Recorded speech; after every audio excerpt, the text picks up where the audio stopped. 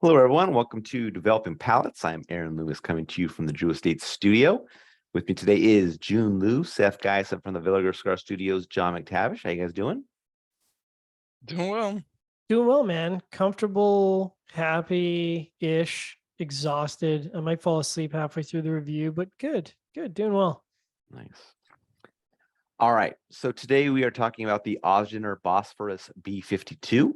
Cigar is a Robusto 5-inch by 52. Comes out of the Tabacalera Pichardo factory in Nicaragua. Wrapper is Ecuadorian Sumatra. Binder is Ecuadorian Connecticut and Nicaraguan Jalapa. Filler is Nicaraguan Esteli, Jalapa, and Ometepe. Price point is $12.75, and the cigar was released in August of 2022. So with all that out of the way, June, what was your overall experience like with this cigar?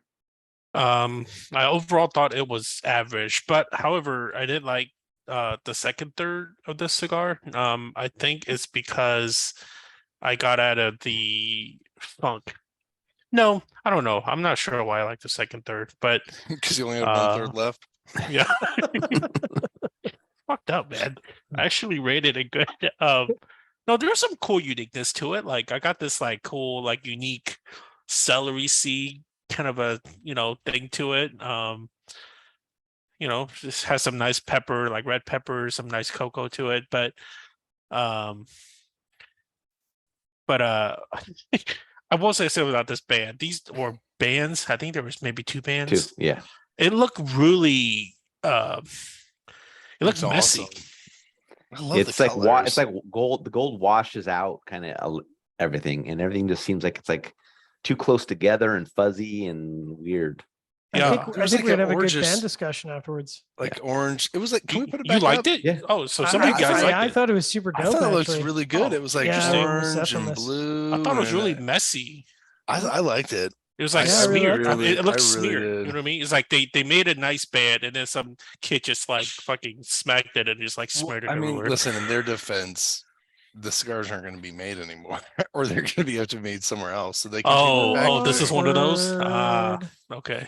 Awkward. Yeah, Yeah, we we could can probably say that discuss. for a lot of these Can cigars we these address? days. Can we talk about that? Is that Yeah, well, at the end we'll talk about it. Yeah, we'll talk talk about about it. it But after. I mean, at the end of the day, like I'm high score, and it's because I thought the second third was good. Jiunn, way to spoilers. Yeah, way to spoil it for Way to everybody. spoil it for everyone. Now no one's All right. gonna want to watch Okay. the rest of this video. Certainly not could, the last 30 seconds. Okay, see you on the next video. All right, Seth, what were your thoughts on it? Listen, I mean, it was woody, peppery leather. I got like a faint berry stone fruit quality in the first and second third. It wasn't overly complex, medium full strength and body. Really good burn and draw I had. I don't know about everybody else, but I did really like the packaging. I thought it was one of the nicer looking cigars that we'd seen in a while. But it's just, yeah, overall average. John? Yeah, I'm definitely with Seth on this one. Earth and leather and some mild spices. Pleasant but not particularly dynamic.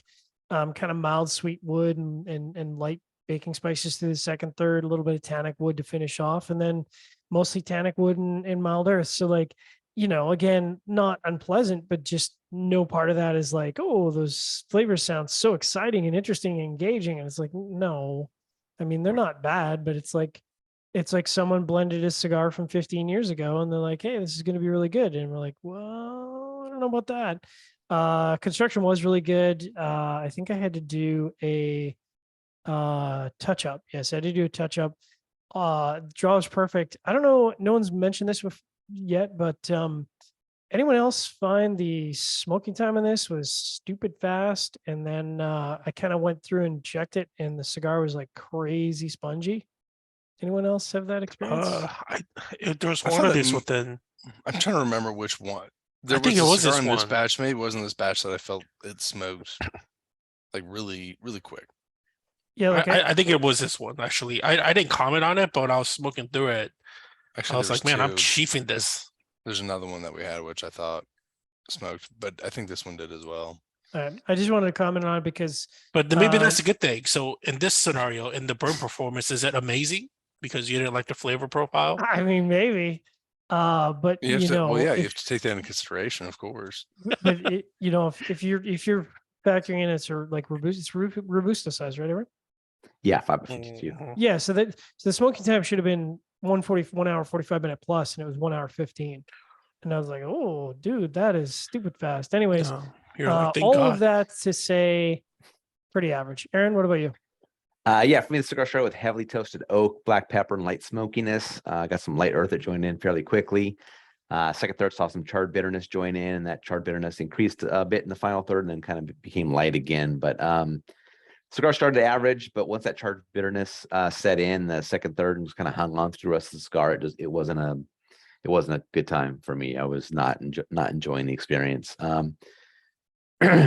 mean, we just talked about another cigar. We just had the first one from company, and this is another one. It's just like I don't know. I mean, you got to know better than this. I mean, both these guys have been in the business for a long time. This is not what you bring to market. Yeah, I'm not going to revisit this cigar, and well, I will revisit this cigar, but I am looking forward to the Pi Synesthesia that we have on the docket later on, which is the other cigar that they are releasing this year. So we'll see how that one goes. All right, let's get into the scores. I'm going to start at the top with, as Jiunn spoiled earlier, 6.1. John was next at 5.65. Seth gave it a 5.5, and I gave it a 4.48. So Jiunn had that 6.1 matchup for you. Man, I don't know. Thank God for team review average scores on our top 25. You know what I mean? Thank goodness. Because yeah. Next. All right, John, 5.65. Yeah, I mean that matches up well, and keeping in mind that the almost perfect construction and draw really elevates it. This is you'd struggle to call this average. It was nothing to write home about, that's for sure. All right, Seth, 5.5. I took a ferry up the Bosphorus one time when I was in Istanbul. Great experience. All right. Cigar was Nice, absolute- bro. My 4.48 matches up well. I mean, it was a below average flavor profile. I had some burn issues, waviness and a relight. Yeah, I mean, the last 2/3 just were not good flavor wise for me, and it just was not fun. It maybe contributed to the same thing that John was saying, kind of maybe underfilled or whatever, and that we had that fast burn time. It was just, yeah, it just felt like there was something missing in the blend that I smoked. So all right, let's get into all these final thoughts here. This is me a juicy one, I think. So first of all, it's kind of gotten the moniker because the name is everyone in the industry loves to come up with these complicated cigar names that are hard to pronounce, and I like calling it the Bosphorus. I think that's more clever than the Bosphorus, Bosphorus. And that is forever what this cigar will be in my mind, is the Bosphorus. Sorry, Tim, I know you came up with the name, but I like Bosphorus better. Yeah. So limited edition.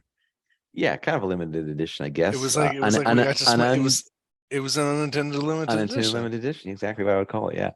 Maybe that's for the best.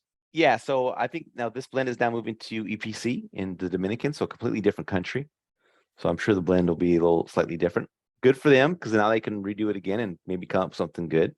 So yeah, punt this blend, start over. You can use the same name if you want, right? What was the price point on this? $12.75. That's gonna be a $14.95, $15.95 cigar coming out of EPC then. I don't know. We'll talk about one of those later too. I guess, yeah, that'll be the 2023 conversation, or 2024 conversation, maybe. Yeah. But yeah, I mean, big fallout with the whole Crown Heads family and Luciano and all the Pichardo stuff. So yeah, yeah, it's just a mess for everything for the Ozgener kind of launch. So Can we talk about the elephant in the room though? What's the elephant in the room? So the real elephant in the room is how another large cigar company kind of got booted out of EPC, and Tim managed to somehow get production out of EPC when it seems like EPC doesn't really have the room to produce existing relationship cigars with companies. Yeah, so you're talking about Alec Bradley getting booted. That's right. But this is the thing you got to say is that now Ernie's making Cuba Aliados for Oliva.